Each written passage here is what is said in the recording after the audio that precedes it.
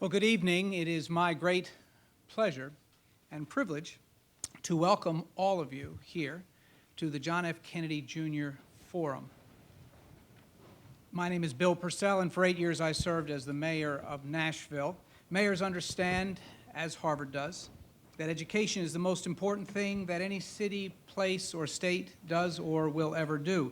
We also understand that public safety ranks with education as a critical obligation of government. If a place isn't safe, people won't stay. If a place isn't safe, people won't come. For a long time, we thought that if my neighborhood is safe, that's sufficient. A generation ago, we began to understand together that that simply wasn't so. If it happened any place in a city, it would affect us all. Now we understand as well.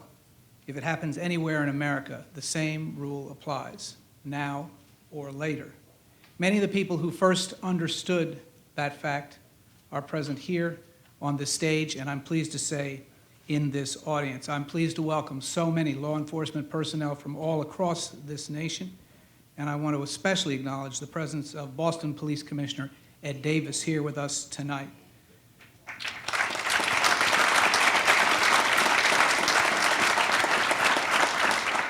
Tonight we have a distinguished panel that comes to us this evening from Los Angeles, a panel that understands these issues personally, and they understand the issues globally, as does our moderator, Chris Stone. Chris Stone is the Daniel and Florence Guggenheim Professor of the Practice of Criminal Justice. He is also the faculty chair of the program in Criminal Justice Policy and Management. His work focuses on two distinct subjects: the improvement of criminal justice systems, particularly through the use of performance measurement, and empirical research, as well as the leadership and governance of nonprofit organizations. Stone received his A.B. from Harvard, his master's degree in criminology from the University of Cambridge, and his J.D. from Yale Law School. He became faculty director of the university-wide Hauser Center for Nonprofit Organizations in January of 2008. I want to also especially acknowledge at this time the co-sponsors who have been so critical in this program and in so many things that we do here: Harvard's program in Criminal Justice Policy and Management, as well as the Harvard Law School Labor and Work-Life program. Please join me in welcoming our moderator and panel, our moderator, Chris Stone.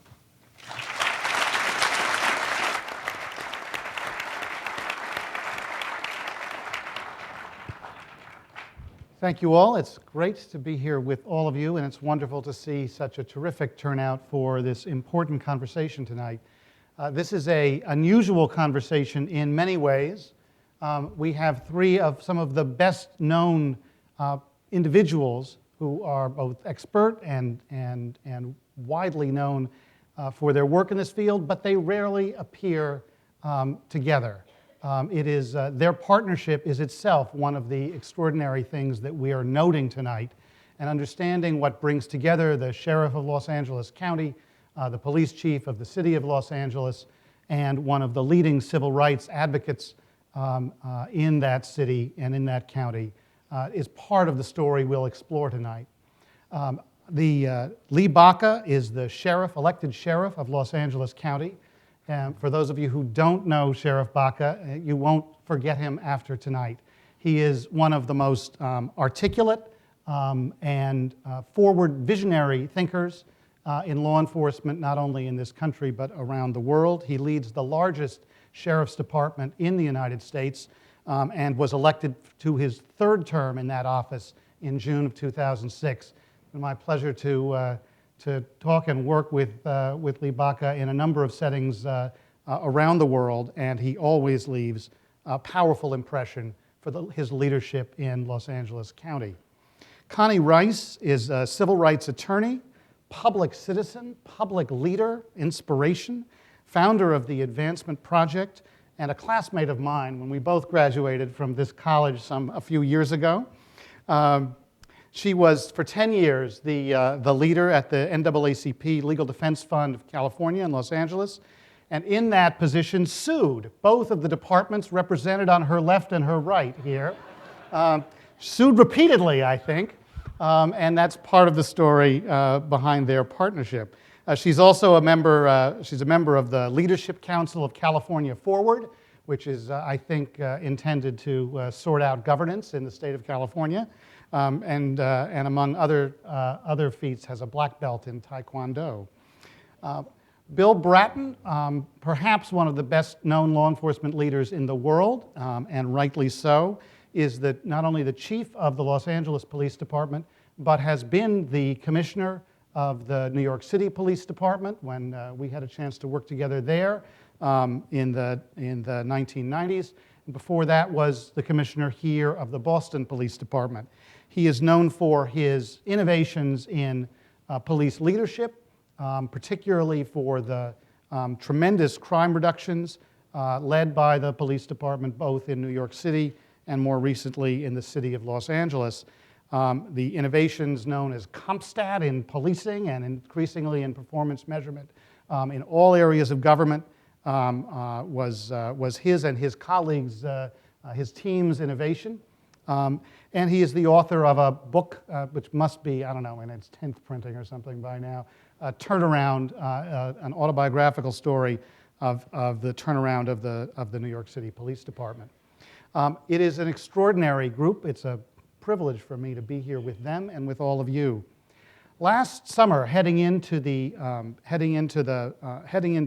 about a year ago, heading into the summer of 2008, the mayor of Los Angeles, Mayor Villaraigosa, described in announcing a series of initiatives to deal with the gang problem in Los Angeles, said to the public and the citizens of Los Angeles and to the press, this is a problem we can't arrest our way out of.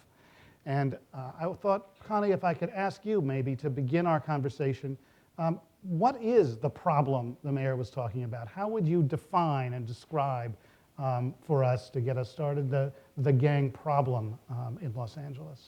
Chris, yes, absolutely. And let me frame it this way.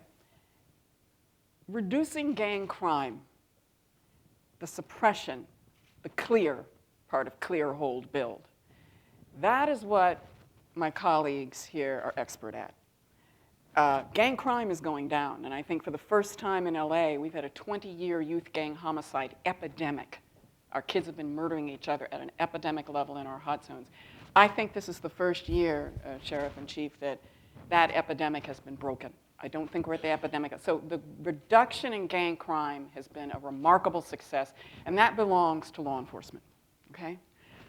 The what is not working part that we can't arrest our way out of is reducing the gang culture, reducing the mindset, reducing the cult of death that so many of the kids in the poorest areas and in our rural poor areas go to.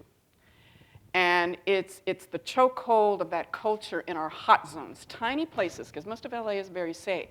So Chris, is, and I hope my colleagues agree with me, we've been AWOL on the civic side, the schools, the parents, the families, civil rights lawyers, the churches, the faith-based sector, the business sector. The rest of us have been AWOL. We've said it's a police problem. It can't be a police problem because the rest of us have got to do the community building, the child building, the family building, the neighborhood ecosystem strategies that can keep poor kids safe round the clock. That can't be done with arrests or mainly law enforcement. And I have to say, our side of the equation has been AWOL. And the partnership is about backing the smart strategic suppression with the community building and child building. Could you say a little bit about help us understand the situation of gangs in LA? How is a way of understanding how big this problem is? I mean, people around the world know about LA gangs. Gangs around the world model themselves on LA gangs. How do you, within Los Angeles, how widespread, how confined is the problem, and what is the relationship between the gang problem and the gang violence problem? Just start us off. I'll start off, and then Sheriff and Chief can follow. LA is astounding. There is no other city or region, county like it as far as the gang problem is concerned. Depending on how you count them, because one of the problems is defining gang and what constitutes a gang. But the conservative estimates are 800 to 1,000 gangs countywide. In the city of Los Angeles, 40,000 gang members, I'd say it's between 30 and 40. And countywide, Sheriff, I'd say it's between 70 and 80, or maybe 60 and 70. We have a lot of gangs and a lot of gang members. Luckily for us, less than 5% are chronically violent. The news covers the 1% to 3% of the gangs that do the drive-by shootings, that terrorize communities, hold communities hostage. Luckily for us, it's no more than 5%.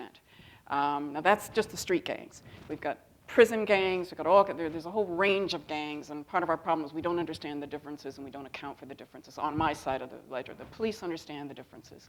So you can't have a 20-year youth gang homicide epidemic as established by public health officials, World Health Organization epidemiologists, an official epidemic without a catastrophic level of gang violence in the hot zones.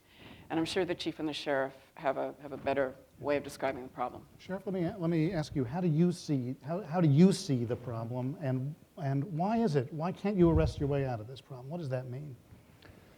Well, first, let me say thank you to the Harvard Kennedy School of Government, and thank you all for being here, because all of you have taken time to be here to listen to a pretty difficult subject. And the fact that many of your professors and students and professionals in law enforcement, as well as good interested citizens, that helps us get the message out, and I want to thank you for that. Now, what is this all about? Connie said it well. I say it like this. It is the privatization of failure that has led to the public revelation that people are dropping out of the institutions of learning. If the home institution is not working well, and the school institution is the first substitute for how a person develops into an adult, and that's not working, then ultimately there's a collision point, and you can usually predict that collision point through enough study, whereby the individual is basically saying, I don't care about myself and I don't care about anybody else, but I will join a group that will act in the same vein that I want to act, and then ultimately the spill out occurs. So therein is the telling of the story, is that we have essentially not figured out through the systemization of the solution a true system of how to handle people who have difficult paths in life to live. So where we're coming from is the idea of a systemic cooperation that allows for law enforcement to understand intervention to understand suppression as well as prevention, and for everyone to widen their role, that the institution of policing is too narrow, that the role of the police is too narrow, and that the culture of police is too narrow. And so when Mayor Villaraigosa says, and Bill Bratton says, and I say you can't arrest your way out of a gang problem, I think you can organize your way out of a gang problem if you understand that you need more resources than usual to handle a gang problem. It's all about how do human resources coalesce together in a fashion that facilitates a sensible solution. And that's where we're breaking down the barriers, and we're opening up the silos, and we're creating these pipelines between all of the different organizations and individuals that can help us out. And so that's the lead up that I'm seeing. I'm putting the football on the tee in my organization, and I'm saying to my people, our culture needs to expand. We need to educate people more. We don't have to threaten them with arrests as a sole solution. What we have to do is be a part of other institutions and link ourselves in a manner where school dropouts, suspensions are relevant for discussion. Families that are challenged and have broken systems within the family structure are our interest as well. And the whole point of it all is that all things matter in a crisis, and coordination of all things is relevant in a crisis. Chief, let me ask you, you've seen you've seen different versions of problems of gang and violence in at least 3 different major cities, including Boston here. And how do you see the problem in LA distinctly in those national terms? And how do you see the relationship of arrest strategies to the broader strategies? LA is a different patient than Boston and New York was in the sense of the illnesses afflicting it, particularly the crime issue. The crime issue in Los Angeles County, is gangs. Gangs that are very different than what Boston has, Boston has 300 to 400 gang members. We've got 40,000 in Los Angeles City alone. New York has gangs, but nothing like the gangs of Los Angeles. So need to keep that in perspective. The good news, however, is that like a doctor dealing with different patients, that some of the medicines are transferable to patients with different illnesses. So much the same as New York City in the 90s was sort of an epicenter of crime out of control. We got it under control, and lessons learned from there, broken windows policing, problem-solving policing, appropriate resources, CompStat systems. Those medicines could be applied throughout the country. And also the partnership that is the centerpiece of community policing, the philosophy that in the 90s began to change the face of America's crime situation. The federal government in the 90s got into the situation big time. 100,000 more cops, omnibus crime bill, sensible gun legislation. In the 90s, we got it right. Well, now in the 21st century, lessons learned from the 90s are applicable to the Los Angeles gang situation. And it's important that it be applicable in Los Angeles because the lead line from Dickens' novel, Tale of Two Cities, was the best of times, the worst of times. Worst of times in Los Angeles is that the problem is growing in the sense of number of gangs, number of people in the gangs. However, it's the best of times in that the impact of those gangs is diminishing in the sense of the violence that they commit. For example, since 2002, gang homicides in the city of Los Angeles are down 56%. Overall gang crime is down 25%, mostly in response to the suppression side of the problem resolution, us, the police. The good news, best of times, is that this year, 2009, we'll begin to see an application of a lot more medicine to our patient, our gang problem. And the new medicines being brought to bear are the idea of prevention strategies, intervention strategies, and re-entry strategies, the four-legged stool. And if you're missing any one of those legs, that's going to be a very wobbly stool. For the first time in our city, and indeed in the county, with the forward thinking of Sheriff Parker, and in my case, a mayor who has been able to wrestle control over those four elements under his control for the first time, we now have the ability in 2009 to go forward with a comprehensive plan that doesn't rely strictly on suppression or arrest.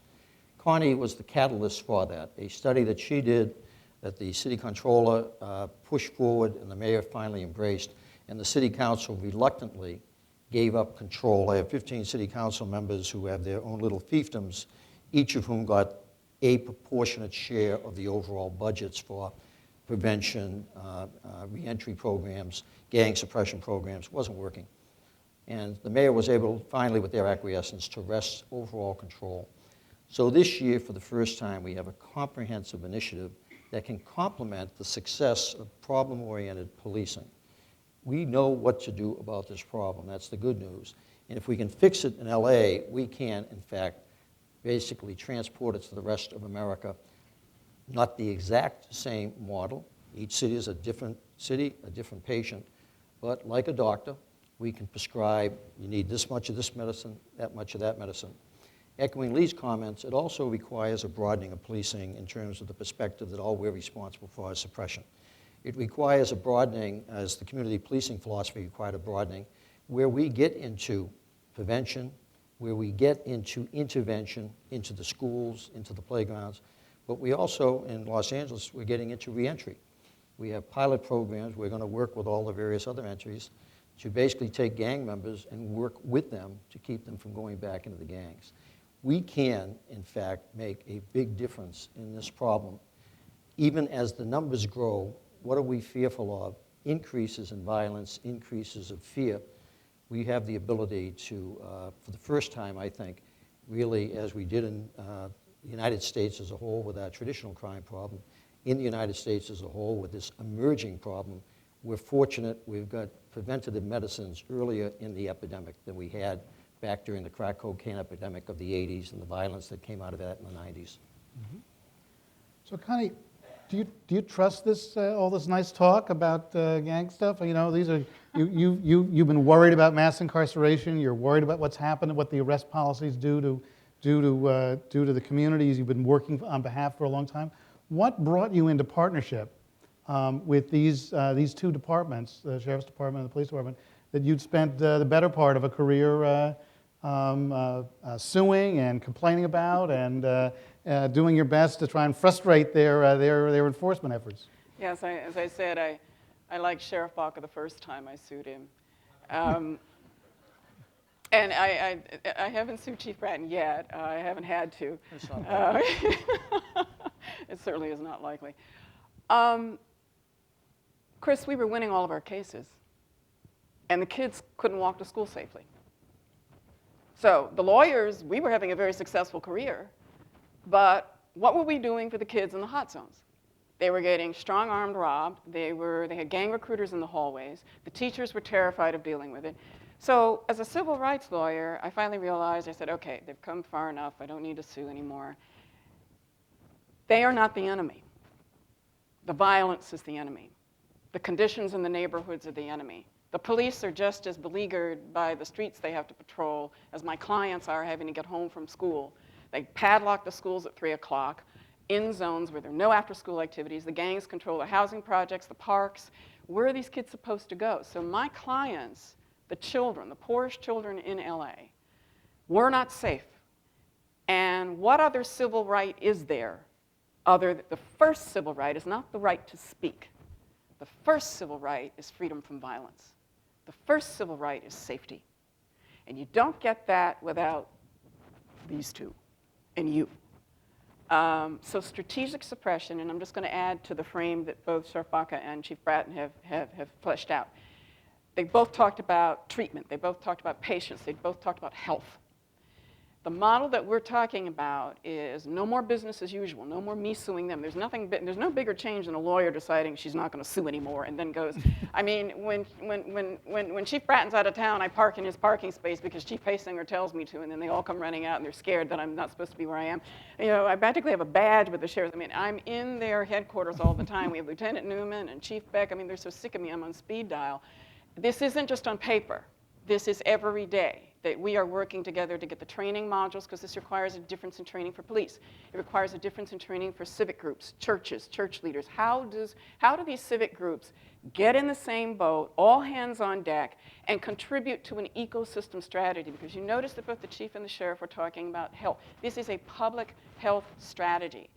And when you have an epidemic, you don't hand out fly swatters for a malaria epidemic.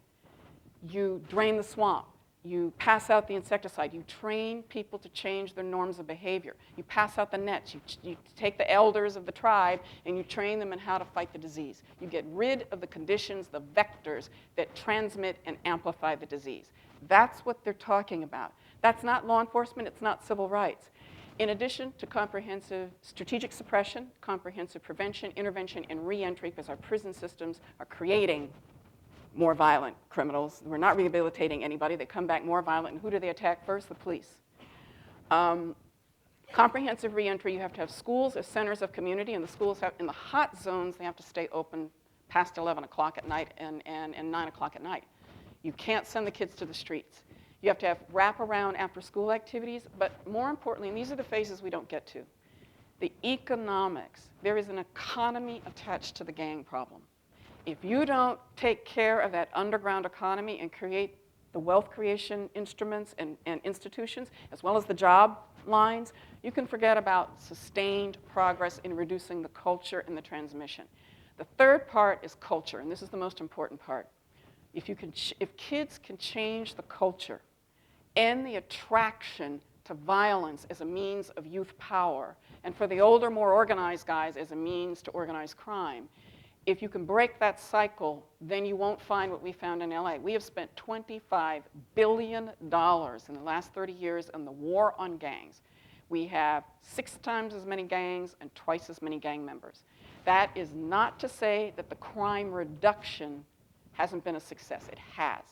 What we failed at is reducing the expansion of the culture. That takes that wraparound model that you've heard these two police leaders talk about. treating this disease requires changing the norms of behavior and the conditions in the neighborhood. You heard the military talking about the piracy, that it isn't going to be it isn't going to be dealt with on the seas. You have to deal with the conditions in Somalia. It's the conditions of the ecosystem that produce the disease, and that's why the leadership, and this wouldn't have happened without the leadership of both Chief Bratton and Sheriff Baca. The politicians were not going to touch this, not touch it, because it requires you to do business differently. Instead of doing your little silo, probation has to work with child services has to work with mental health has to work with public health, and they don't even visit each other. These are bureaucracies and there's silos. This is cross-silo, cross-discipline. The universities have to tie in, but most important, the leadership. It is the police leadership that has forced the politicians who didn't want to do this comprehensive wraparound. These two have forced the LA politicians to come to this table. Can I ask, Sheriff, you talked about, I was struck, all three of you have talked about culture. Talked about the culture that has to change among the young people and within the gangs. And Sheriff, you talked about how the police culture is too narrow. Right. You've had a broad, one of the things you brought to the Sheriff's Department is your vision, the mission, the mission statement, the core values of the Sheriff's Department under your leadership have been some of the most broadened the culture and the role of the Sheriff's Department. But how do you communicate, how do you change the culture? Not at your level, not at the command staff, but how among all the deputies, among all the officers, how do you make that culture change? How do you broaden the culture to embrace the kind of things all three of you were talking about? Well, I think the way I would describe that change is to functionally say that in the past 11 years that I've been sheriff, the first thing I want to do is change the core values of the organization. So what I thought was the most important thing a policeman should be is someone who represents the Constitution of the United States, represents Bill of Rights, represents civil rights, and represents human rights. This isn't a wobbly area for a law enforcement person to be guessing whether or not they're on one side or the other. You either are going to represent this nation's laws the right way, and you are going to represent humanity the right way, or you don't belong in the profession. So I've trained close to 6,000 of the 10,000 sworn people we've had in 11 years. That many people retire and that many people come in new. And the core values are simple. As a leader in the Los Angeles County Sheriff's Department, I commit myself to honor and perform my duty with respect for the dignity of all people. The integrity to do what is right, fight what is wrong, the wisdom to apply common sense and fairness in all that I do, and the courage to stand against racism, sexism, anti-Semitism, homophobia, and bigotry in all its forms. Now, that's what you stand for. And if the public doesn't see that as a pledge by every member of a law enforcement agency, they're going to have a little hard time coming up and trusting what that agency is representing. And so I'm into public trust policing, and I've written a significant document that without public trust, you cannot move into these sectors of unifying other bureaucracies. The education piece will not share their data of suspensions and dropout with cops any more than the public health people will share whomever they're treating in a treatment capability. And then, of course, you've got all of the public that's your greatest resource, and they're not going to get involved. So you open up the doors. We have 4,500 volunteers. We have 1,000 reserve deputy sheriffs. We have an inordinate amount of public participation, not necessarily public agreement. And the key of the point of those core values is that everyone's a leader in the law enforcement culture. When Bill came on board, I said to Bill in a conversation, I lead from the middle of the organization down. I'm not a top-down kind of leader. I do policy at the top, but most of the actionable actions of all of us are at the middle and the community level down, with 24 sheriff stations and an awful lot of contract cities. We have 40 contract cities. Bill protects 4 million people. I protect 4 million people. The whole nature of change is based on you're a leader first, then you're a police officer or a detective or someone working in a function. But if you're not a leader first, you're not going to organize a community. You're not going to step outside the box. You're going to stay within the narrow confines of what you believe is police work. And quite frankly, police work is social work. And those of you that are sociologists and social workers in this room, Police culture cannot defy its own inherent values by saying we're not social workers. You either are or you're not. And so the amazing thing is that when you set these values in LA, which is an epicenter of the world's population, we have every language, every religion, every nationality, every ethnicity, and every race. And it's 10.5 million people, and 9 of them are legal and the rest are not. And so if you can't, as a law enforcement officer, protect all of these types of humanity, then you're in the wrong business. So a lot of my drive is premium on education, premium on leadership, and premium on core values. And if you can't get on with it, get out. You got to be that firm. We don't have room to tutor you into being a nice person. You either are or you aren't. Chief, I want to ask you, we met and started working when you were working for a mayor who made a big point of campaigning about how police weren't social workers and shouldn't be doing social work. And then you came to LA, and one of your a terrific senior officer told me, you know, when Chief Bratton came here, we knew how to arrest people. That's what we do in LA. He had a different task here than he had in New York. He had to do the rest of the piece. How do you do the rest of that piece? How do you get a department that's really good at arresting people to take on the rest of this strategy? The LAPD was an arrest machine. They described themselves as a hook 'em and book 'em, that the satisfaction of the individual officer, the measurement of success of the organization was in its arrest statistics. And they did a hell of a job. Every year, lock them up, and every year, crime went up. And every year, racial antagonism went up. 2 of the worst race riots in the history of America were, in many respects, a direct result of that mentality. I'm pleased to say that I've now been there into my 7th year. Recently, as part of an interview process, looking at the changing culture of the LAPD and trying to move it into more of a community policing type of culture, the idea of partnership, working closely with federal agencies, the alphabet agencies, city attorney, district attorney, U.S. attorney. We are now widely applauded, myself and Lee, in Los Angeles as having some of the best cooperative relationships among all of the criminal justice agencies. We're not fighting with anybody. And one of the reasons we're not fighting is that we have a common purpose that we all understand we cannot arrest or hook and book 'em our way out of this problem.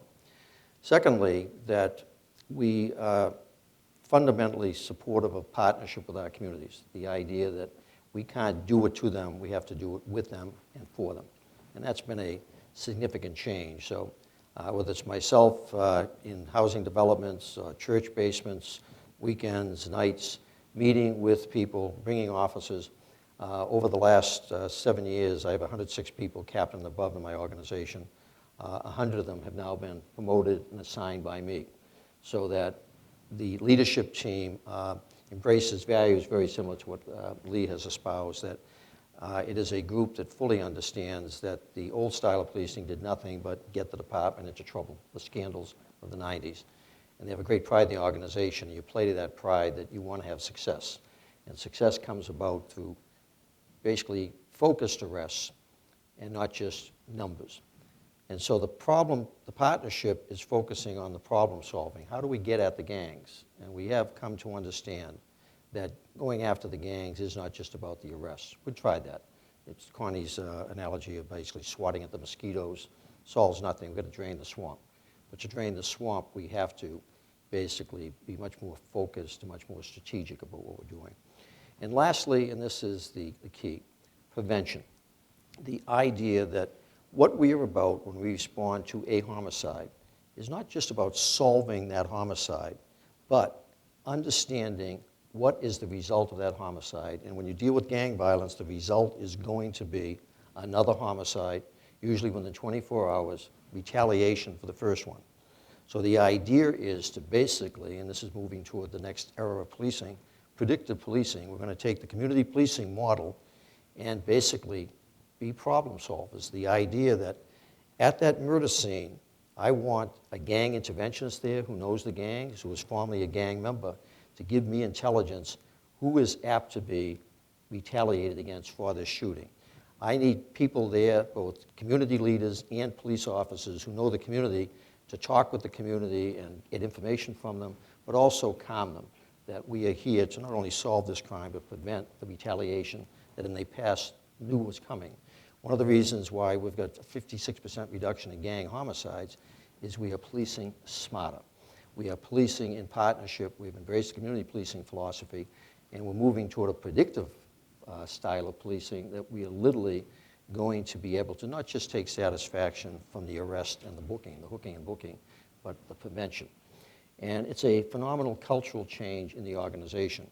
And I'll close with a comment that as part of a focus group study that's being undertaken in my department, interviews are being done of all my captains. And I have a captain, Captain Bob Green. He could be the poster boy for the Los Angeles Police Department of the old and the new. He probably doesn't weigh 1 pound more than he weighed 28 years ago when he joined the department. Looks like $1 million. I wish I had his figure. And he looks like everything you ever saw in What Adam 12. And at the same time, to a large part of the community, when they look at an officer that looks like that, they remember the bad old days. If you're black or Latino and you see an officer like that, basically it engenders fear, it engenders discomfort. He is the white captain of the 77th area. 154 murders in 1989 when he was working there as a young sergeant. He's now the captain. So far this year, I think he's had, Charlie, 3 murders so far this year? Less than 10 in a command that used to generate over 150 a year. He, in response to a question from the interviewer about how the culture and the philosophy of the department was changing, talked about, well, the attitude, the philosophy of the department used to be hook 'em and book 'em. And he says, that's no longer what we're into. He says, the future is not in handcuffs. Just think of that comment from a captain of police in the Los Angeles Police Department working in what was at one time the most dangerous area of that city. The future is not in handcuffs.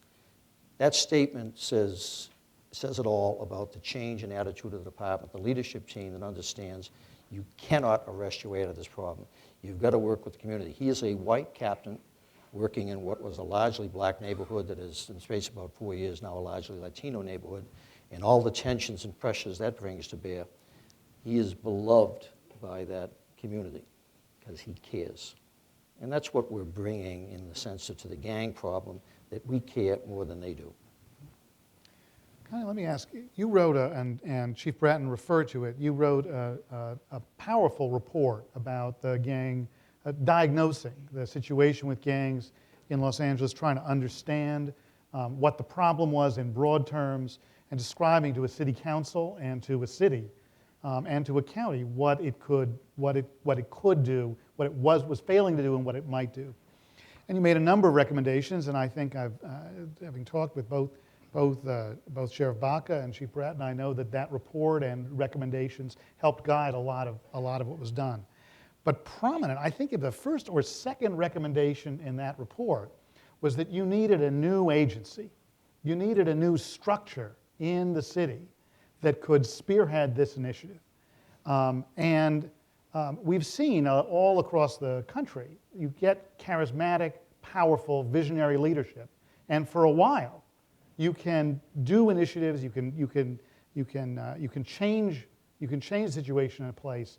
But how do you sustain that after that leadership turns over, after there's new leadership and over generations? And your proposal, I think, was to create an entity that was strong and powerful in the government itself. Part of the government. It needed to be entrepreneurial. So I looked at it as like the Jet Propulsion Lab. You know, NASA, on its best day, couldn't land metal on Mars. They created JPL. It's with Caltech and California Institute of Technology, the best engineers from every aeronautics space. They are the entrepreneurial, risk-taking innovators. You need an entity like that. The traditional government bureaucracy, they are the biggest problem we have. Getting them out of their Dilbert cubicles to stop writing memos to one another. They wouldn't know a gangbanger if they shot them. They're like, lady, are you out of it? Where is your medical prescription? Because it needs refilling. You are out of your mind. We are not leaving City Hall, and you want me to go with academics, police officers, crazy nuts like you, into a community, sit down with those leaders, do a CAT scan on that community, and craft a 24/7 safety strategy to keep every kid in that neighborhood safe. What drug are you on? They won't do it. So after interviewing experts in government bureaucracy, because we need a bureaucracy control institute is really what we need. You know, it's the problem. It's also the problem for the military, because you can't get that alphabet soup to make sense. They're still not sharing intelligence, by the way. So the bottom line for us was that you had to have somebody whose job it is. Whose job is it there was nobody in City Hall. We have 40,000 gangbangers in LA, and it was no one's job to get anybody out of the gangs. Can you imagine? I called the report Stuck on Stupid. And how do you get unstuck on stupid? So you have to have someone in charge. Whose job is it to coordinate all this stuff between the civic community, the business community, the faith-based sectors, plus law enforcement, and then the city and county bureaucracies? You're the ringmaster. You've got to make it happen. We now have our first gang czar for the city of Los Angeles. His name is Jeff Carr. We're very lucky to have him. My job is to be the wind beneath his wings. We do the assessments, we get him the data, we get him the CAT scans of the community, we identify the leaders, we do whatever he needs us to do. He wants us to do a gang intervention academy, we're doing that. We're doing a police curriculum for both of these agencies. The police who work with us every day, they're sick of seeing me. You better promote them, because having to work with me is really too much to ask. But bottom line is the curriculum is being developed by the cop. It takes different training. Now, this is not a dream. We're just in the blocks. We're getting ready to run this relay race. Sustaining, I wish that were the problem, Chris. I wish we were at a point we could worry about sustaining, because right now, let me tell you, if Chief Bratton and Sheriff Baca leave, and I decide to make some money because I'm about to be a bag lady, this thing goes. If Jeff Carr leaves, this thing goes. Right now, you have the right charismatic leaders in enough of the sectors to get it started, but changing these institutions so it becomes the automatic default way of doing business for child services, for county health, for the schools, that's a whole mega project by itself. You think about probation, recidivism. Probation doesn't even count how many kids. We've arrested 467,000 children in the last 10 years in LA County. We've arrested 467. That's a mass incarceration strategy. It wasn't their idea. It's our policy. The civic leaders of this county, our county, have decided for problem children, we're going to arrest them. Now, they don't even bother determining whether that kid got back into school or whether they returned to jail. They don't even ask county probation for recidivism numbers. Good luck. It's not even a concern. So the cultures that have to change are also bureaucratic cultures. Sustaining it, Chris, means you have to change the incentives for workers. Also police. They've set the leadership tone, they've set the vision, they've set the rules. It has to start at the top in paramilitary and policing organizations. But it hasn't gotten down to the squad room. The guys who sit in the back of the squad room during roll call and do thumbs down on everything, they haven't gotten the memo. It's going to be a while. It's at least a 10-year process. And as one cop said, "Lady, are you nuts? I'm not going to get into SWAT if I do this."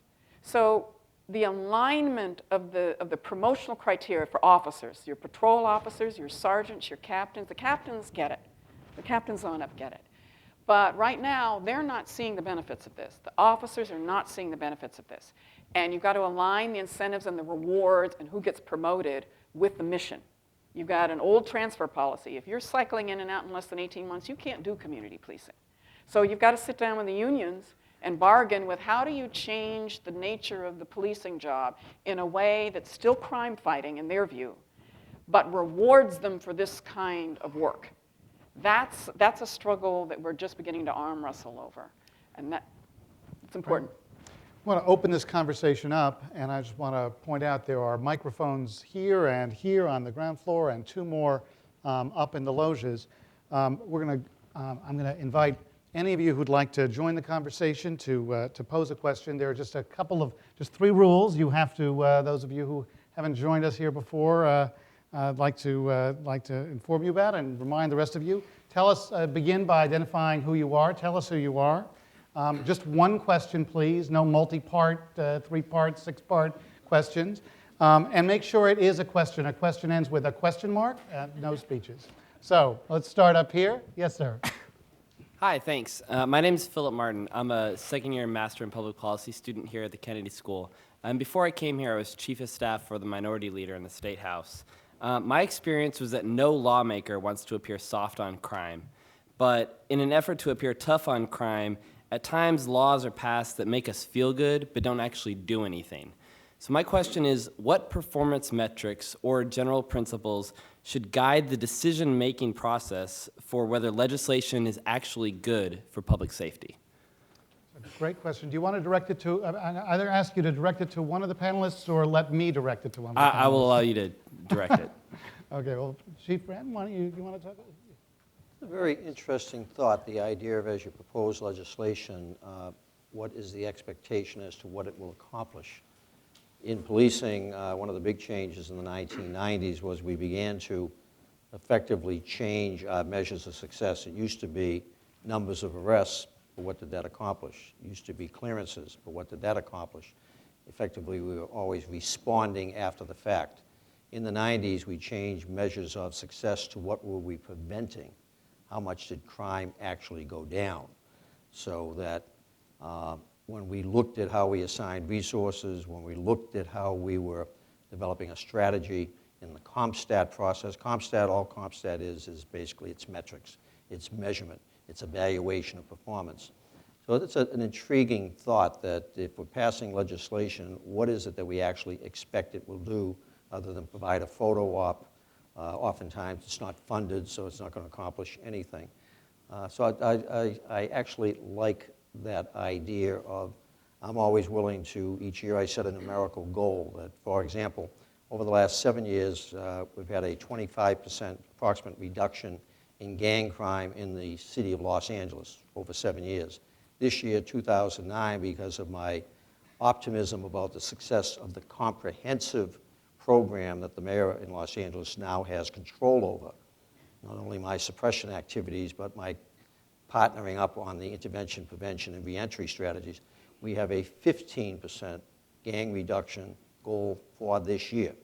So in other words, all the initiatives that Connie helped to bring about in the city of Los Angeles, the creation of a gang czar, this year we'll have 15 parks that will be basically open well into the evening hours instead of 8 last year.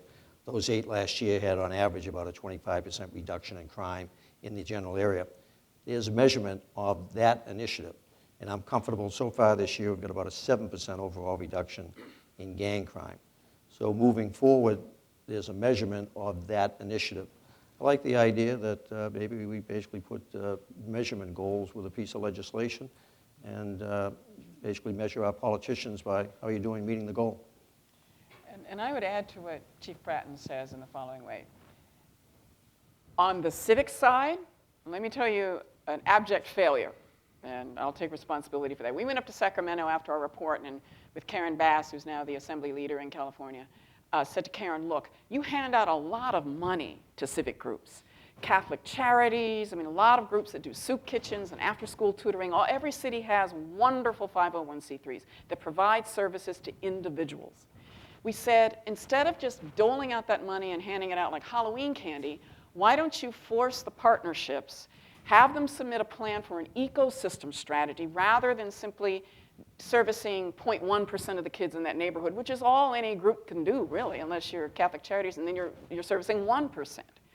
So we were trying to get the paradigm change, not focus on programs, but get them to change to the focus on the entire neighborhood with the assessments and the wraparound, the partnership with law enforcement, the schools being open, the wraparound parks program that the chief just talked about.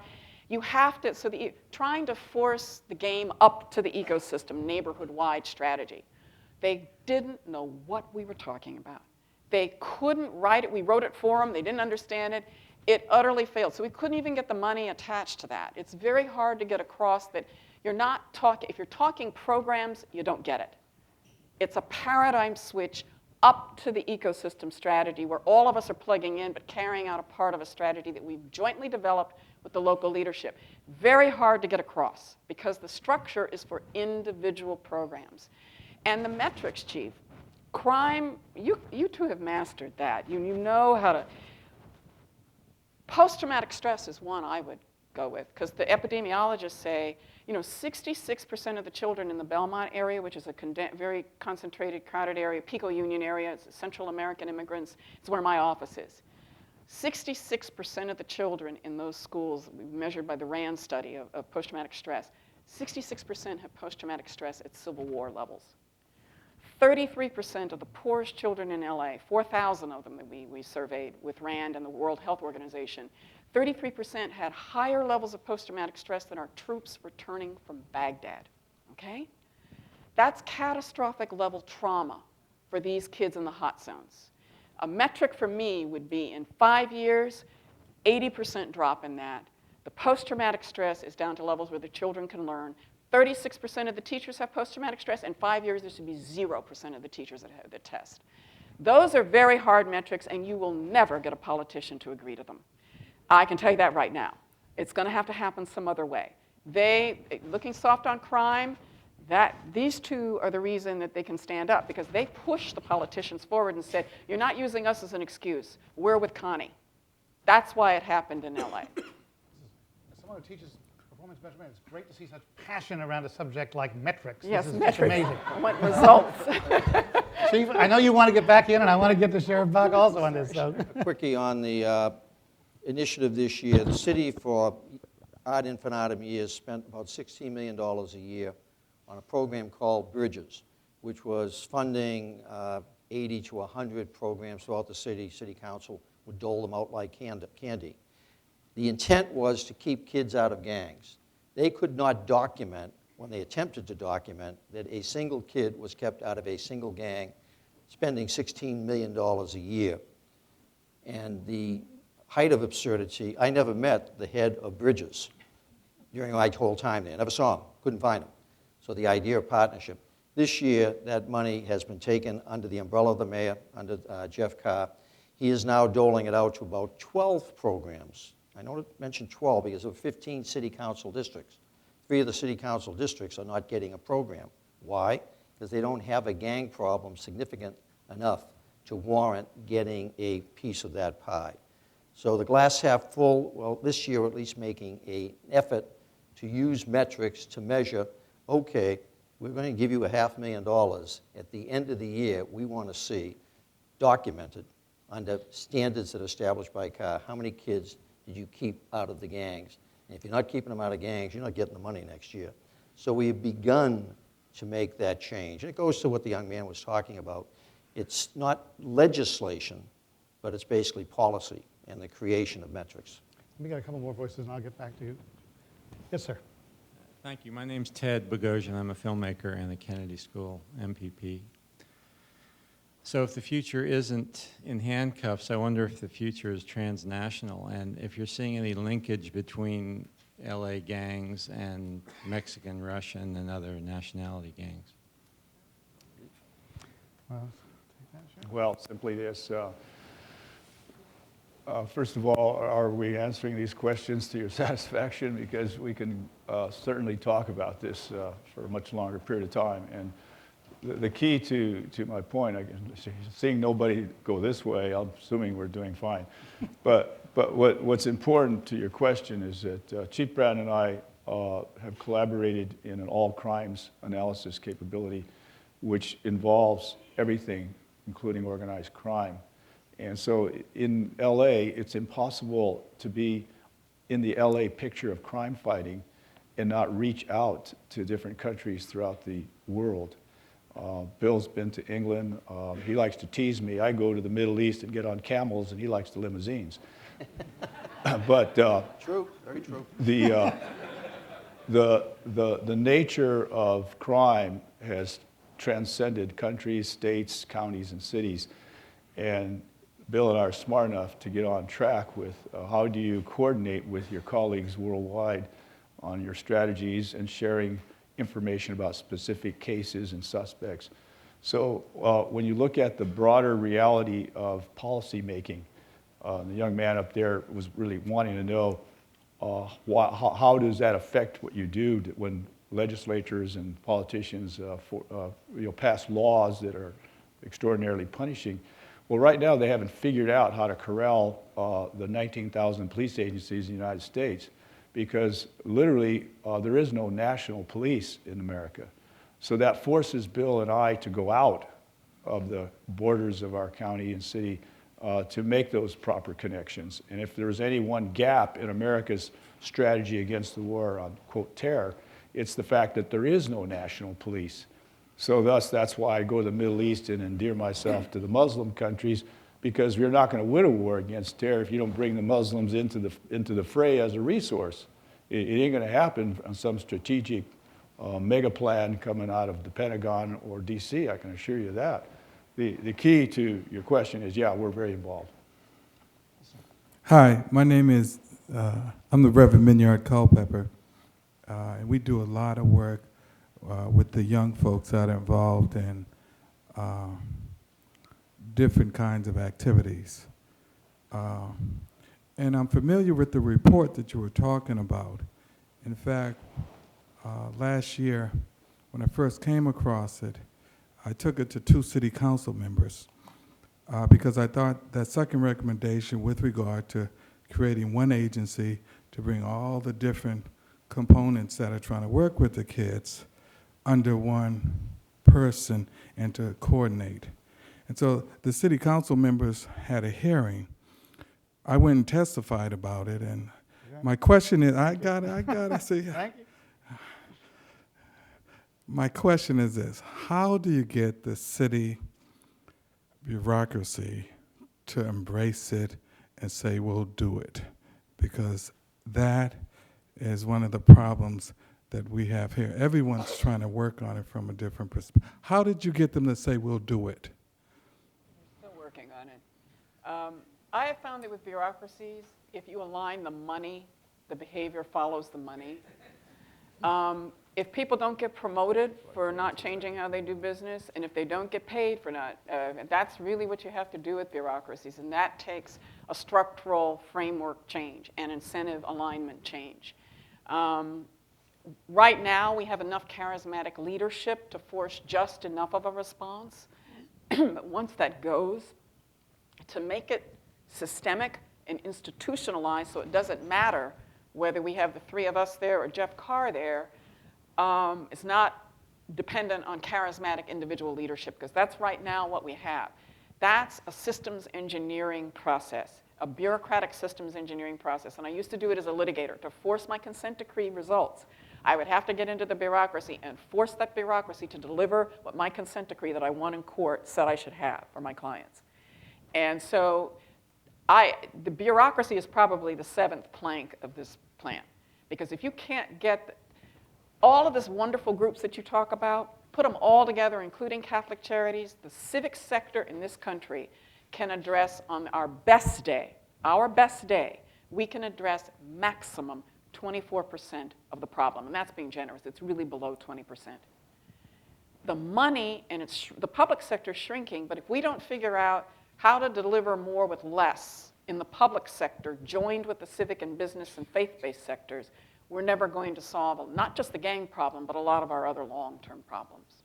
So the charismatic leaders that you're talking Let me about, ask were you they this. city Let me leaders answer your or question. community leaders? Just let the panelists respond. Yeah, first of all, I run a bureaucracy, but the difference between the city and the county is huge as far as authority and as far as policy setting. Why? Because I'm an elected official. And so in the context of your question, the county and city collaborated a year ago with a strategy at the aftermath of Connie's report. We're looking at partnering resources that's county and city combined. You see, the city has no health department, no medical services department, no Department of Social Services, no probation department, and certainly doesn't run the jails other than the one that the city has for the police department. But it's not a sentencing facility.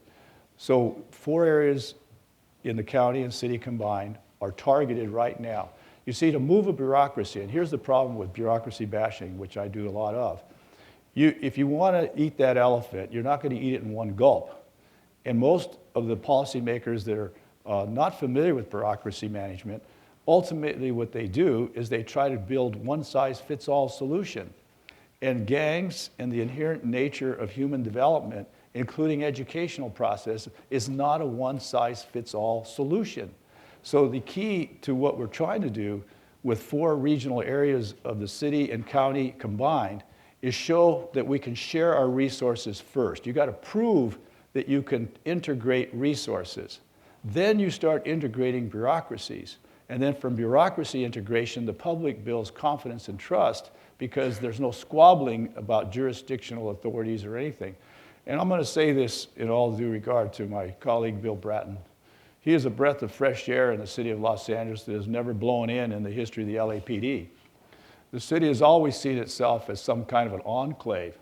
At the same time, he has 10,000 sworn, I have 10,000 sworn. It's much better to get our resources coordinated with everyone else's, and that's what we're doing right now as we talk. It is happening, but it's happening incrementally, and that's the way you deal with bureaucracy change. Now, we do a lot of work with Commissioner Davis. Can you be a little more specific about the charismatic leadership that you were talking about? Who are they? There you go. Go ahead. Let me answer you in a little different way. Charismatic leadership may be a factor, but part of that charismatic leadership is smart leadership. And the smart leadership issue is, what is the pressure point that will create the change that you want? In the case of this fiasco that Los Angeles had been engaged in for the last 20 years with this so-called gang intervention program, that it clearly wasn't working. What Connie was able to do was effectively find a partner who could effectively pressure the city council in particular, which had the responsibility for this, to change. And she did it through the city controller, who was an independently elected auditor, if you will. And under that auspices, a report was issued that was excruciatingly embarrassing to the system that was in place. You're spending $16 million funding 80 pet projects, and you haven't got a single kid out of a gang? What are you, crazy?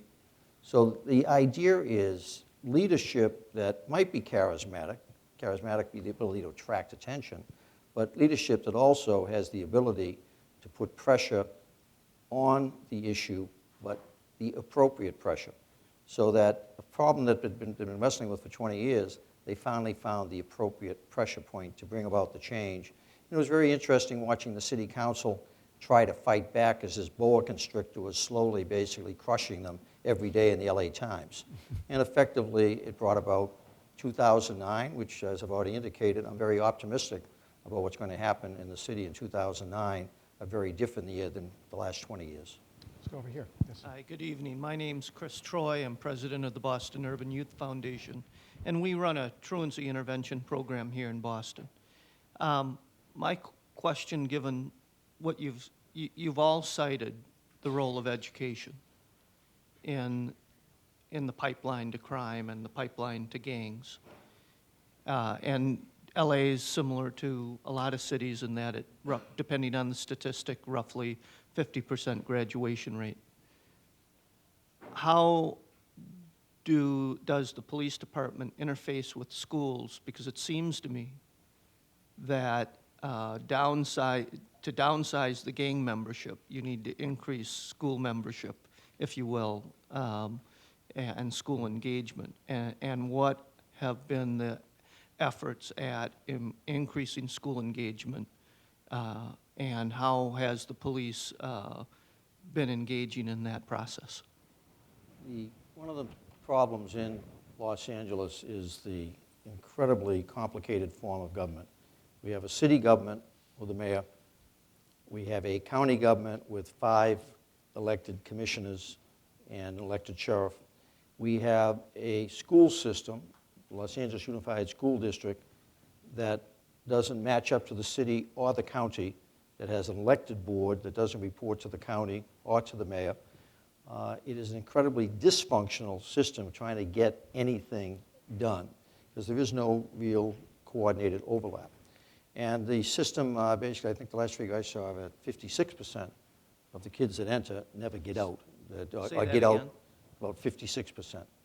Some of what we're doing in the Los Angeles Police Department, and League has spent a lot of time in this issue, but let me give you a program that we've been engaged in. The city has charter schools, magnet schools. Charter schools have been very, very successful. Magnet schools, by and large, are very successful. They have magnet schools for law, fire department. I have 5 magnet police high schools.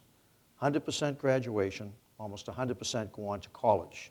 I have police officers assigned to those schools. a dedicated cadre of instructors and coordinators. We next year are going to create in our police academy another magnet high school in the academy, so the kids in those magnet high schools that want to become police officers can go to the academy magnet high school and basically day in and day out be with kids who are already in the academy. So what is different about the magnet high school or the charter school? It is the idea that there is an ability to work with a population with a controllable coordinating group, the instructors, the teachers, et cetera. And so there is an ability to get it done, but trying to get the school bureaucracy, like the city council, to give up the control that they've had, the dysfunction that protects them, because as dysfunctional it is, that's a protection to them, because the place is so messed up in some respects, nobody can point the exact finger at who's screwing the damn thing up. Just to add to that, if I may, Bill has described an excellent functionality where schools share with law enforcement the education responsibility. That really is the essence of what all of us are talking about. The coordinating and organizing of people out of gangs, that's our theme here is gangs, and we don't want to get too far off that, is how do you educate a person from their present position of gang involvement to another position that makes them comfortable with traditional success processes. Okay, where we are in this role changing of law enforcement, and Bill is doing this in the police department, I'm doing it in the sheriff's department, we are in the middle of the educational process for young people.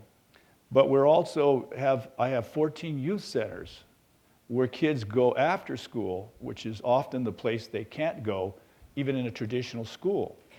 And so as a result of those youth centers, there's all of the computer-aided forms of technology there, all of the athletics and arts and so-called particular assistance with homework capabilities. And then there's even a community program for kids who are at risk at large that we operate on a Saturday basis, and then we deal with the kids during the week as mentors and tutors and surrogate parents. And so when I talk about education, we haven't had time to see what are the specifics that you're talking about that the police are responsible for. I mean, we can talk the theory, but I don't believe in theory alone. I believe that you have to change the role of the cop. The cop should be a community organizer. A cop should be an education resource. The cop should be a participant in helping the education system keep kids in school.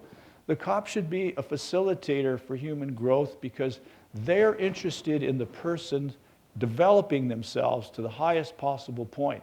And what's fascinating about what I'm saying, in the county jail that I also manage, I had 18 under 18-year-olds in an adult jail who were all in there for murder. Now I'm walking down the row with Cardinal Mahoney, the leader of our Catholic Archdiocese. I think Boston knows something about Catholicism. And the key to this is that these kids are teachable. The ones that even committed the murders, they're very teachable. But when you talk about policy that the young man was saying on the balcony, the lock them up and throw the key away mentality, I'll tell you what it's done to California. We have 171,000 people in California prisons. We have a court order coming down that's going to release 50,000 of them because of the overcrowdedness. We have no programs for educating mind. You can put a person in jail as a body, but when you jail the mind, you have basically done something wrong because you've got to give that person the strength, whether they're in the community as a gang member or in a prison in California, they have to have another way of looking at life and have a shot at saying, I can get out of here and not commit another crime. There is the education aspect that we in law enforcement have to support. It's very predictable who's going to commit the crimes when they come out of jail. It's very predictable as to the patterns of gang members. We have all the data in the world to make this decision, but we haven't yet said we care enough to educate people while they're incarcerated. That is my point. And before they're incarcerated, let me, because his question is absolutely key. I give a standing ovation But it tells you how desperate the education situation is when law enforcement is running schools and they feel like they have to get their own schools. And I applaud those efforts from both agencies. We have catastrophic failure in public education. Yep. Manual arts high, the stats just came out, 3% of the 10th graders are proficient in math. You might as well close the school. The graduation rate is 25%. Catastrophic failure in Los Angeles in terms of public schools. And this model requires the schools to be open, requires the schools to be centers of community, requires the schools to offer the family support systems, the after-school education, the ongoing summer education, continuing education for adults, because we have English as second language problems that are off the scales in LA. The schools are supposed to be the heartbeat of the community, and it's dead. In the urban core hot zones, we have catastrophic failure. And that is going to require another 1,000-page report because in LA, and I'm trying to think of the lawsuit, but it's so bad. When I've looked at a situation and I've determined that you're too stupid for me to sue, we're in trouble. I can't sue them because it would be a waste of money. They would not be able to carry out the changes. We need to raise it to the ground, get rid of the school boards, go up to Sacramento because actually LA Unified is a state entity and there's no state oversight. It is designed to be catastrophic failure, and that's what we have. So that piece of it is a whole nother arm. But I'll tell you something. There's going to have to be a revolution there. There's nothing incremental about this. And until that happens, we aren't going to be able to see systemic long-term scale change to scale. We will see tremendous successes, even in partial parts of communities. But if you want to see something systemic, that piece has got to be started over. Thanks very much. Yes, sir. Good evening. My name is Daniel Payan, and I am from one of the urban hot zones of El Sereno. As you know, Northeast Los Angeles deals with many gang problems, and I wanted to know what you're doing to combat witness intimidation, because it's a natural part of my everyday life when I'm home. I've seen things that I've never thought of even reporting to the police, and I didn't realize that was wrong until I started taking classes at Harvard College and at the Kennedy School. So I just want to know, what can we do, first of all, as citizens that live in these areas, and how can we trust that we're going to get the protection from the police department when we see people all around us calling the cops and then getting taken out? Well, let me answer it in two ways. It is a difficult problem, witness protection. But I'll tell you this, Bill and I are very blessed to have some of the finest and most imaginative people working for us. The first point of witnessing a crime, whether it's by a gang member or someone else, is other gang members. When you have the trust of people in families where gangs live, the one amazing statistic about gang members in LA, none of them are homeless. They all live with somebody who's not committing a crime. Or some may have the whole family committing crimes, but that's very rare. But the key is that the first witness is, if you have public trust policing well established, their own brethren will snitch them off. That's the right source first, because they really know the real stuff. Now, if you can't get that kind of rapport established through public trust policing, then you've got to have public trust policing that are not people in gangs. And therein is the more difficult challenge, because if you give your word that you're going to support this witness and back them up, you can't go back against that word, because the first time they get knocked off by somebody, then they're going to be looking at you as a failed resource. So in the context of how do you do this, you can do it, but it's always risky no matter what. Chief, do you want to say anything about witness intimidation? No? Okay. Thank you. There you go. Yes.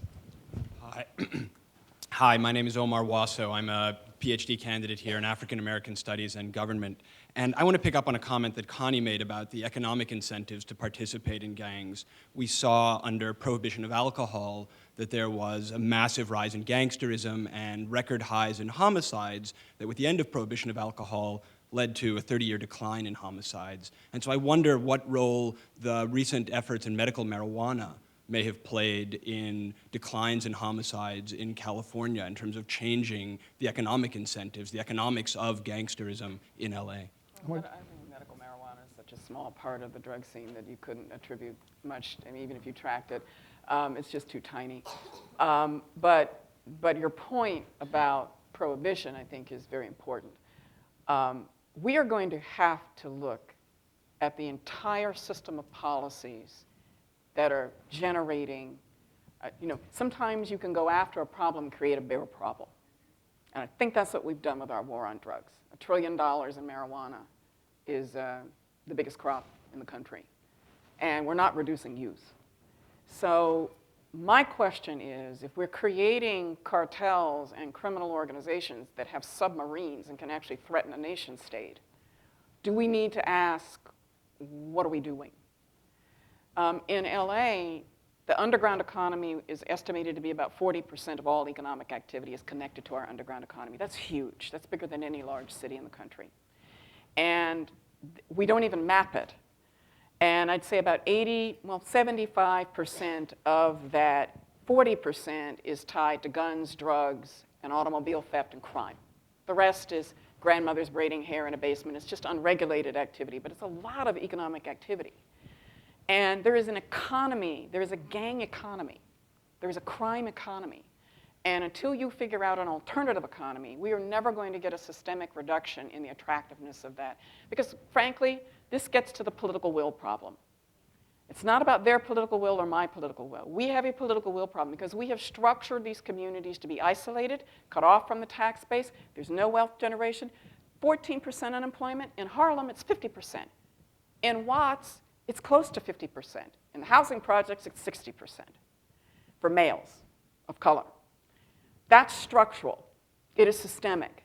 It is an extension of our policy, not police policy, our policy. And we've arranged our social systems and our money distribution and wealth distribution systems this way.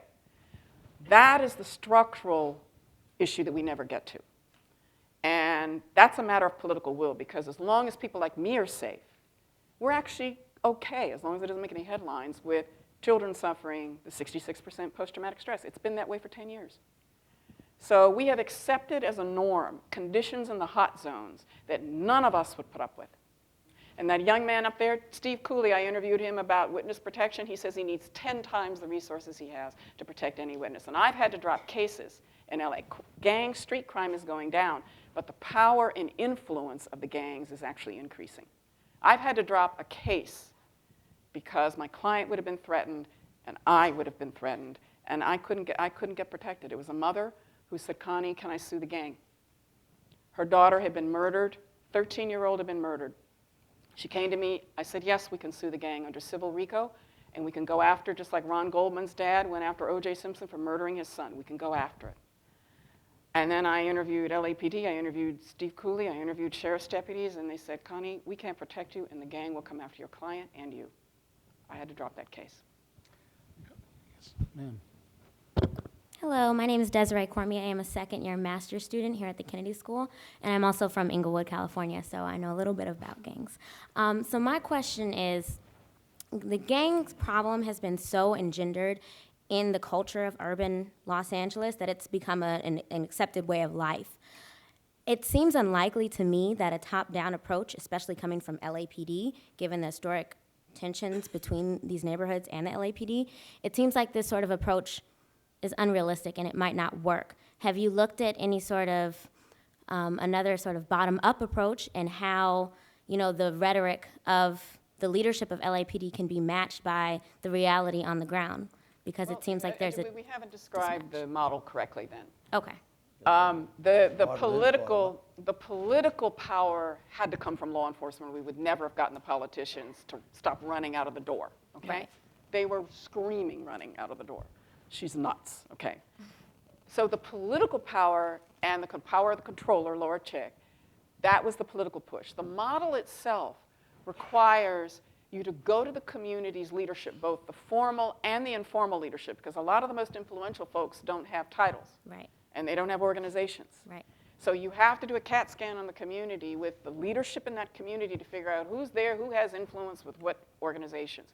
You get the civic sector, the business sector, you get the faith-based sector, you get the schools, you get the juvenile, youth leadership who are key, because if they don't buy into this, ain't nothing happening, okay? You also get the entire set of community organizations together, and you have to organize the meetings. This is where the community organization comes in. And you have to sit down with them and co-craft a plan that they tell you will work with their culture, their neighborhood, their kids, okay? That is a massive community organizing job. Very few people in cities have it, right? You know, Inglewood, can you imagine? You can't even get two pastors in the room. They're angry because one didn't come to the revival last year, and they're not talking to one another, right? So it takes extraordinarily sophisticated community organizing to orchestrate these negotiations. Then you come up with a plan organically developed for that neighborhood. It is not coming from City Hall. They couldn't develop a plan on their best day drunk, okay? Couldn't do it. They really have to go into the community, and you have to have the teachers there. It's a laborious process, but it is the only way that you get an organically developed plan that is tailored to the needs of those children and those families in that community. It is not a top-down plan. We did not describe it to you clearly, and we apologize for that. One more question. Yes, sir.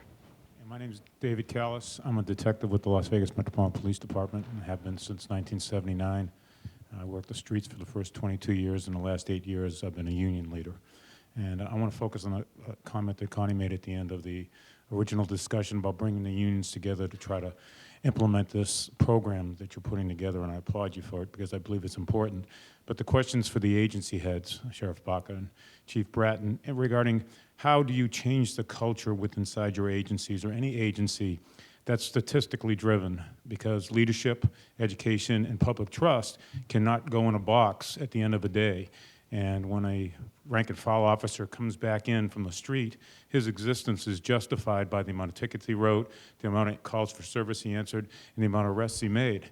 So with that being the typical culture throughout our country, how do you as agency heads then filter down into your leadership the ability, or give the opportunity and ability to those rank and file officers to spend some time at the 7-Eleven, to go to a community organized social event or anything else that would then give them that ability to implement the leadership, education, public trust aspects of your program? Well, let me start by saying thank you for your question. I think the contrast between Bill's opportunity and my opportunity, Bill will comment on some of the things that he feels are the facilitators and what are the inhibitors. But I know this, that the great city of Los Angeles doesn't have enough police officers. It right now should have 12,000 instead of 10,000. At the same time, the sheriff's department doesn't have enough deputy sheriffs. But I can move my resources much easier, I think, than the chief can. And I have about 300 deputies that don't respond to calls on a routine basis, but they're not also born within task forces. They operate in such an eclectic manner that the bureaucracy of the modern policing agency serves linearly up and down, but it also has to function laterally. And therefore, the whole idea of bureaucratic management has to change as well. And in the concept of what public trust policing requires is to give you, or a deputy sheriff, the ultimate ability to pull in other resources when you are facing a particular problem. And that's what I've managed to do. I've surrendered some control from my end of the organization, put it in the hands of people who are called town sheriffs, which are your lead officers, and then go forward and say, whatever you need, you get. And the rest of the bureaucracy has to serve that. When the bureaucracy is in the hands of one officer or one deputy sheriff, then you've made the cultural shift. And there is an opportunity to do this if you're strapped for cash. And I said this to Mayor Reardon when he first got elected before Hahn and before Villaraigosa. If you hire 500 police officers and you just took them out of the bureaucracy and you let them define a new strategy for gangs and not bother them with all the bureaucratic nonsense that goes on, they'll figure it out. That's how much confidence I have in you as police officer, and that's how much confidence I have in my deputies. So in a document I've prepared, all of our stations have their own independent strategies from the bottom up, as the young lady was saying. And until you have, and my deputies have that power to do that organizing, make policy at that level, develop relationships at that level, and go forward with whatever the practices are that you've decided are best, then you have, in effect, changed the paradigm. Now, one opportunity is going to come for the city of LA. I'm pushing Congressman Bobby Scott's Youth Promise Act.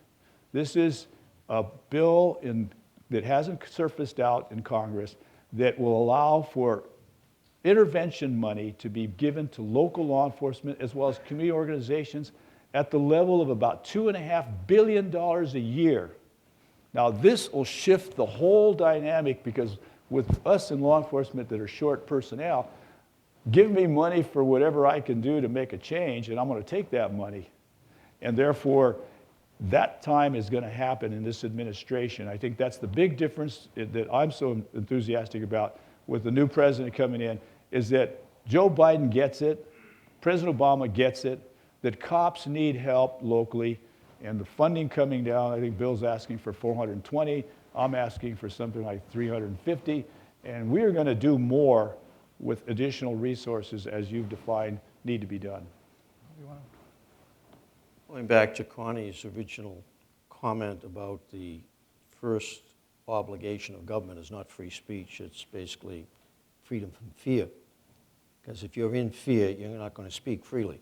You're not going to testify if you're the victim of a crime or if you're witness to a crime. So your comment about the idea of arrests, parking tickets, well, the basic business of police is, under our democracy, under our constitutional form of government, is to control behavior. But to control it constitutionally, can't break the law to enforce it, control it compassionately, we're dealing with human beings, and control it consistently, the idea that we don't police differently in an African-American community than we do in a white or a Latino community. So there is always going to be a need, a significant fundamental need for enforcement. That's what police departments exist for. However, the more progressive and modern direction, because of the great vacuums that we have found in so much else in our democracy, policing has increasingly, particularly under the community policing model out of the 1990s, moved into many of these other areas, these vacuums that are not being filled. So in my department, the LAPD, we have a huge number of officers who do nothing but network with the community, senior lead officers, community service officers.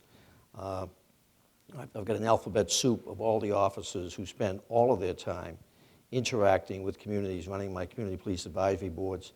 Every day, the Los Angeles Police Department youth officers interact with 6,000 young people in the city. Going back to that woman's comment about top-down, we're understanding you can't do it from top-down. You got to start working with those young people, start working with the future generations, so that the limitation that we have, and it goes to Lee's point, is that there are just not enough of us with a very small police force. In New York City, I had 38,000. Here I have right now, as of this morning, 9,872. To have what I had in New York, I'd have to have 18,000. I don't. New York was easy. I didn't have cops, I could put them everywhere. I could put cops on every hotspot, cops on every crime dot in the city. That's why in 2 years, the city totally turned around. It's taken us 7 years in Los Angeles because we have to be more strategic. But the goal of reduction of crime is for what purpose? That people basically have the ability to enjoy the first obligation of government, to be free of fear, so they can then speak freely. But it's also to free up more of my cops to assign to. I'm doubling the number of cops assigned to my magnet schools. I'm doubling the number of cops assigned to our Explorer programs. As we're growing the department by 1,000 officers, I'm taking wherever I can officers and putting them into areas that aren't necessarily the principal responsibility of police, but of necessity have become the responsibility of police. And as Lee says, that you get the cops that say, we're not social workers. I'm sorry, if you're a policeman today, you're a social worker. You have to be. You're not going to succeed otherwise. And I'm not looking for John Wayne. I'm basically looking for somebody that can get into those neighborhoods, deal with crime, but also deal with the people who are the victims of crime, and deal with the criminals in a way that maybe we can turn their lives around so they don't stay criminals for their whole lives. This can be done, being done incrementally. I'm an optimist on this. In 1990, nobody in America believed that basically in the city of New York that crime could go down. Mario Cuomo, the governor, when asked about the worsening crime situation, said, this was a presidential candidate at the time, maybe this is as good as it gets. Imagine national leadership talking about crime going up and maybe this is as good as it gets. Well, we proved them wrong, that we, the police, could be the catalyst for change. And what Lee and I are seeking to do, and with the, basically the ideas of Connie Rice and her leadership, is to effectively change policing in the 21st century, that we become the catalyst, that we become the cutting edge for changing the face of America in the sense of reducing the crime problem. For so long, we were the flashpoint for racial tension, for inadequate crime control. 21st century, we're going to get it right. We didn't get it right in most of the 20th or the 19th century. But the 21st century, we are clearly on the right track. What is missing is resources. What is missing is more comprehensive involvement by all the entities involved. What is missing in many respects is the partnership that's essential to get the job done. I want to thank all of our